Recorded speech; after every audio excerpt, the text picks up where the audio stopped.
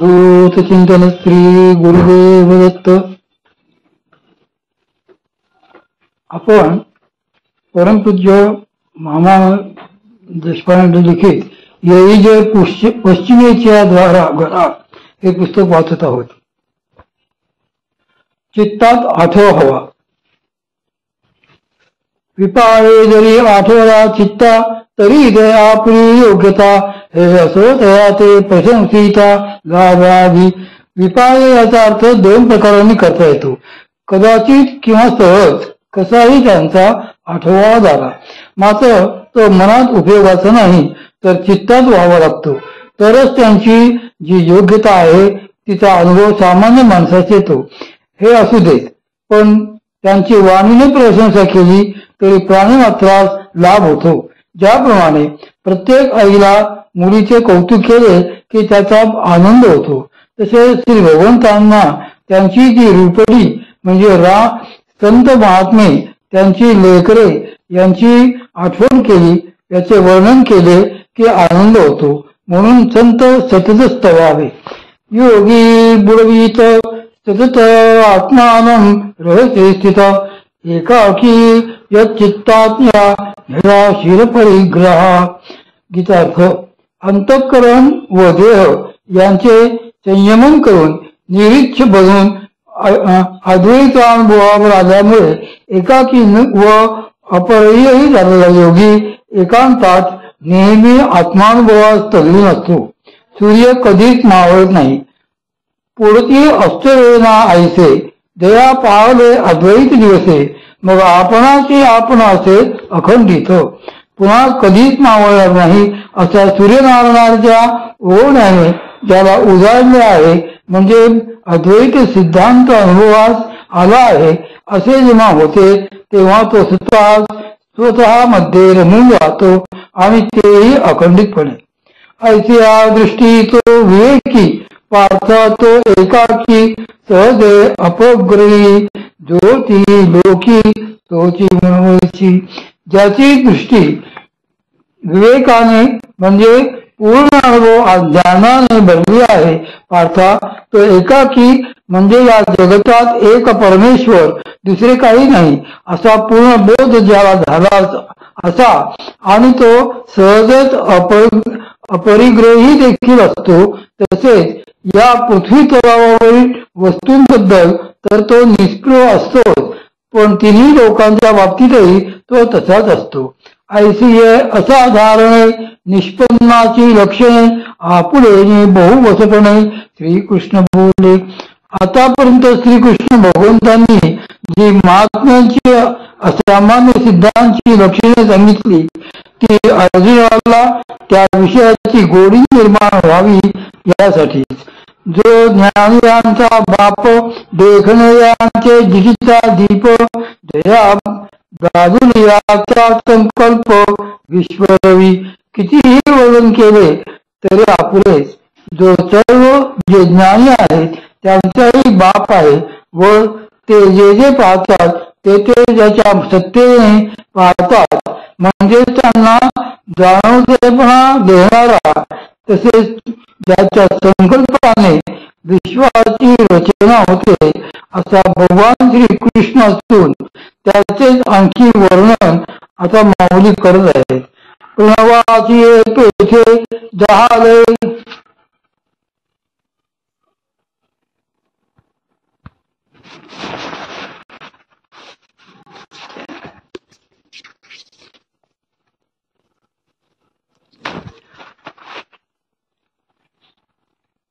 जया दादुल्या प्रणवाची पेठे जहाले शब्द ब्रह्म माजिते ते जयाचे यशा लागुते वेदिनापुरे.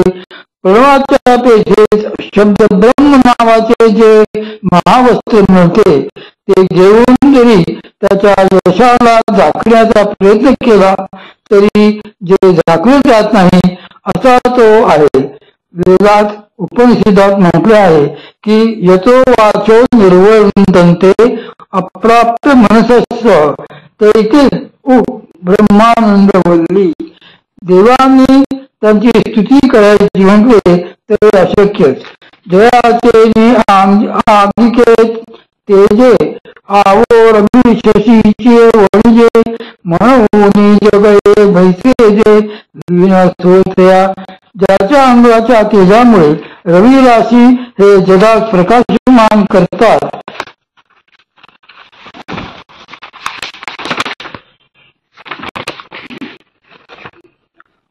हे जगात प्रकाशमान करतात. कारण रवी शशी जरी झाले तरी ते याच्या तेजाशिवाय प्रकाशमान होऊ शकत नाहीत. जसा आरसा अंधारात आहे, परंतु त्यावर प्रकाश पडल्याबरोबर तो स्वतः प्रकाशमान होतो व दुसऱ्यासही प्रकाशमान करतो. तसे त्याप्रमाणे पुढील ओळीत परमात्म्याने आणखी वर्णन माऊली करतात.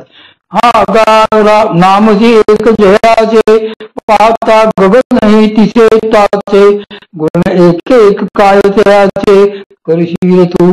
इतकेच काय, ज्याचे नुसते नाव घेतले तरी गगन म्हणजे आकाश ठरते, तेव्हा त्याचे एक एक गुण किती वर्णन करावे तितके थोडेच. म्हणून आता ते पुरे असे पुढील ओळीत सांगतात. म्हणून असो हे वाहन सांगो नेणो कवळाची लक्षणे भावावी विषय का बोलते. म्हणून कितीही वर्णन केले तरी ते अपुरेच. कारण कितीही लक्षणे सांगितली तरी जोपर्यंत त्यांचा अनुभव घेता येणार नाही तोपर्यंत ती पटणार नाहीत. म्हणून आता सांगितली तेवढी लक्षणे सांगू संपवितो असे माऊली म्हणतात व त्याचे कारण काय ते पुढील 2-3 ओळ्यात सांगतात. ऐसे कवन आहे ऐके द्वैताचा ठावोची फेरी ते ब्रह्मविद्या किजे उघडी अर्जुन पदी हे गोडी नासे लहान. श्री भगवान आपल्या मनाशी म्हणतात, जर सर्व ब्रह्मविद्या उघडी करून दाखवली व हा माझा लाडका अर्जुन जर त्यात बुडून गेला तर मी हे सांगायचे तरी कोणास. म्हणून त्यांनी त्यात पूर्णतः एकरूप न करता जरासा पातळ पडदा ठेवून त्या द्वैतात ठेवला. कारण मग सांगणे ऐकणे दोन्ही होणार नाही. यावर माझी आई मोठी गंमतीची गोष्ट सांगायची. नवरात्रामध्ये मुली भोंगला खेळतात. ज्या मुलींच्या घरी भोंगला घालायला मुली जमतात त्या मुलीच्या आईशिवाय कोणाला त्यांच्या घरी खेळापत काय आहे हे माहीत नसते. मग ती मुलीने ओळखायची. त्यात अनेक जणी अनेक नावे घेतात व ती माऊली नाही नाही असे म्हणते आणि सगळ्या जणी हरल्यावर सांगते. यात जी गंमत आहे ती काही अवर्णनीय आहे. तशीच श्री भगवंतांनी अर्जुनाच्या बाबतीत त्याची उत्कंठा शिगेस पोहोचली आहे. म्हणून ते यायचे बोलले नवे सपातळ हार लावणे केले मनची वेगळवाणे भोगावया. एवढ्यासाठी श्री भगवंतांनी अर्जुनाचे मन वेगळे ठेवले. जर मन बुद्धीत लीन झाले तर सांगणार कोणाला. यासाठी किंचित वेगळेपणा ठेवला. त्याचे कारण मोठे विशेष आहे. तेच माऊली पुढील ओळीत सांगतात. जया सोहमभाव अटक मोक्ष मुखा लागे निरंक तयाची जिहिता धने कळंक लागे तुझ्या प्रेमा. त्याच्या वृत्तीला सोहम म्हणजे मी तो आहे असे म्हणणे सुद्धा अडथळा आहे. यावर माझी आई छान सांगायची. आपल्या नावाने हाक मारली की आपण लगेच ओ देतो. आता विचार कर की किती वेळा तू आपले नाव झोपतोस. तसेच अर्जुनाला त्याचा अनुभव आहे. परंतु सामान्य माणसांसाठी श्री भगवंतांनी मायेच्या रूपाने लोकांना कळावे म्हणून हे नाट्य उभे केले. मात्र अर्जुनास हा भाव अडथळाच आहे. दुसरे कारण मोक्ष सुखासाठी जे दीन आहेत त्यांच्या दृष्टीने अर्जुनाच्या प्रेमाला कलंक लागेल ही देवांच्या मनातली भीती. विपाय अहंभाव हे आता जाईल मी तेच हा जरी होईल तरी मग काय किजेल ऐकेया. यदा कदाचित या अर्जुनाचा अहंभाव म्हणजे मी अर्जुन असा भाव जागा गेला आणि जर तो मीच म्हणजे माझ्याशी एकरूप होऊन राहिला तर मी एकट्यानेच हे सर्व गुह्य कोणाच सांगावे अशी भीती मनात असल्यामुळे अर्जुनाला श्री भगवंतांनी अर्जुनपणातच ठेवले. हे करण्याचे कारण श्री भगवंत कसे मध्ये सांगतात ते पहा. तिथीची पाहता निविजे का तोंड भरवणे बोलिजे ना तरी दाटुनी खेळ दीजे ऐसे कोण आहे. ही ओवी सहज पटावी म्हणून माझी आई मला एक गोष्ट सांगायची. एका आजीचा एकुलता एक नातू शिक्षण घेण्याकरता काशीला गेला. तेव्हा गेला हे फार चांगले झाले या विचाराने तिनेच आशीर्वाद देऊन त्याला पाठविला. परंतु तो परत येईपर्यंत ती त्याच्या वाटेकडे डोळे लावून होती. शिक्षण पुढे होताच तो परत आला. त्याला डोळे भरून पाहिल्यावर तोंड भरून त्याच्याशी बोलल्यावर मगच तिचे मन शांत झाले. आता पहा, गावात का इतर थोडी मुले होती की जी तिला आजीच म्हणत होती. तसेच या समाहा असा श्री भगवंतांचा लाडका अर्जुन त्याला पाहताच दृष्टी व त्याच्याशी बोलतात मन व त्यास आलिंगन देतात देह शीतल होतो. असा त्याच्याशिवाय दुसरा कोणी नव्हता हे महत्वाचे. प्रेमाची काकुती आपुल्या मना भरवी असमाई गोठी जीवी ते कवणेची चावळावी जरी ऐकी झाले. आपल्या मनाप्रमाणे एखादी गोष्ट घडली आणि ती गोष्ट जर आत पोटात ठेवणे अशक्य झाले तर ती आपल्या जीवाभावाच्या माणसाला सांगतो. परंतु तो मनुष्य जर सांगत असता झोपी गेला तर ती गोष्ट ऐकणार कोण. या जाणीवेने आपण त्यास असे जागृत ठेवतो. त्याप्रमाणे श्री भगवंता झाले. ते कसे ते पुढे ओळीत माऊली सांगतात. या काकुळती जनार्दने अन्य उपदेशाचे हाताचणे बोला माझी मन मने आलिंगू सरले. अशा काकुळतीच्या विचाराने म्हणजे पार्थाचे कल्याण व्हावे अशी नित्य भावना असल्यामुळे ऐन परीक्षेच्या वेळी जर मुलगा अभ्यास करीत नसते तर त्याची आई त्याला काकुळतीच्या स्वरात सांगत असते की अरे बाळा असे करू नकोस. जर तू अभ्यास केला नाहीस तर परीक्षेत नापास होशील म्हणजे पुढे सगळा अंधार असे ती काकुळतीने मुलाला समजावित असते. येथे भगवान गोपाळ कृष्ण अर्जुनाशी बोलताना काकुळतीला काय येतात हा मोठा मौजेचा विषय आहे. येथे माऊली बहार करतात की अशी अर्जुन जर समाधीत अवस्थेत गेला तर मी जे सांगणार आहे ते त्यास ऐकू जाणार नाही व तसे झाले तर अर्जुनाचे निमित्त करून मी जो जगात उपदेश करीत आहे तो व्यर्थ जाईल. अशा काकुळतीने श्री भगवंतांनी मोठ्या युक्तियुक्तीने त्यास जागृत ठेवायचे ठरवले. त्यास अन्य उपदेशाची जरुरी राहू नये. मनात अर्जुनाच्या समाधान वाटले पाहिजे आणि तो त्यात सावध राहून ऐकतही राहिला पाहिजे. विशेष म्हणजे त्यात बोधाचे जे सत्व आहे त्याने अर्जुनाच्या हृदयात आलिंगनाने जे सुख होते ते तर झालेच पाहिजे. अशा उद्देशानेच देव बोध करीत आहेत. याचा खुलासा माऊली पुढील ओळीत करतात.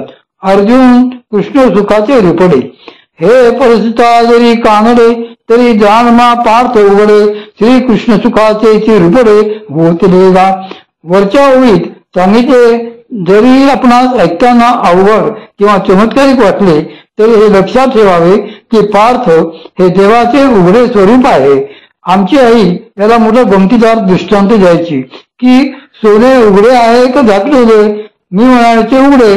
नंतर त्या सोन्याचा दागिना केला की तो उघडा की झाकलेला उघडा. मग एखादी बाई सोन्याची लगड दोऱ्यात बांधून गळ्यात अडकवून निघाली तर ते योग्य की त्या सोन्याचा घडवलेला अलंकार गळ्यात घालून निघाली तर ते चांगले. अर्थात अलंकारच घालणेच योग्य असे म्हटल्याबरोबर ती म्हणायची. मग तसेच येथे माऊली सांगतात की श्रीकृष्ण भगवान हे निखळ सोन्याप्रमाणे आणि अर्जुन म्हणजे त्याच सोन्याचा ओतलेला बनवलेला अलंकार आहे असे माऊलींना या ओळीद्वारे सुचवायचे आहे. आता श्री भगवंतांना स्नेह कसा आहे त्यासाठी पुढची ओळी पहा. हे असो वयसिवे शेवटी जैसे एकची वांधे होती मग ते मोहाची त्रिपुटी नाचू लागे. येथे माऊली फारच बहाराचे उदाहरण देतात. एखाद्या बाईला लग्नानंतर अनेक वर्षे मूल न झाल्यामुळे तिला लोकांनी वांग म्हणावे आणि दैववशात तिच्या वयाच्या अगदी शेवटी तिला एक पुत्ररत्न झाले तर ती बाई जशी मोहवश होऊन हर्षाने नाचू लागते. आपले वांग पण जाऊन जगाचाही बोल जाऊन प्रपंचाचे सार्थक झाल्यामुळे तिचा आनंद जसा गगनात मावत नाही तसेच श्री भगवंतांचे झाले असे माऊली या ओळीत सांगतात. तैसे झाले श्री अनंता ऐसे तरी मीन म्हणता जरी तयाचा न देखता अतिशय येत.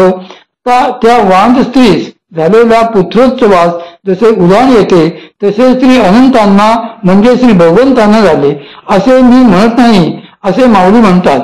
हे तर भगवान गोपाळकृष्णाच्या अर्जुनाबद्दलच्या ज्या वागण्याच्या रीती आहेत त्यावरून कळून येते असा त्यांचा आशय. पहा नवर कैसे चोज के उपदेश केवढे झुंज तरी पुढे वालवाचे बोध नाचत असे. या ओळीच्या आधाराने माऊली सांगतात पहा केवढे नवल आहे. चोज याचा अर्थ चोचले पुरवणे अगर आवडीप्रमाणे करणे. कारण उपदेश कोणाकडे व कौतुक कोणीकडे. बाल व्हावे म्हणजे प्रेमातल्या व्यक्तीचे सासू आपल्या एकुलत्या एका सद्गुणी जावयाचे कौतुक करते त्यावेळी अशी नाचत असते. याचा अर्थ नर्तन करीत असते असा घ्यायचा नाही तर तो जे म्हणेल ते करण्यास एका पायावरती तयार असते. तसेच श्रीकृष्ण भगवंतांना झाले. अर्जुन काय म्हणेल ते करण्याची तत्परता श्री भगवंतांनी दाखविली आणि ती सुद्धा प्रेमापोटी. याचे कारण ते पुढील ओळीत सांगतात. आवडी आणि लाजवी आवडी आणि लाजवी व्यसन आणि शिनिगिरी पिसे आणि न भुलवी तरी ते काही. माऊलींना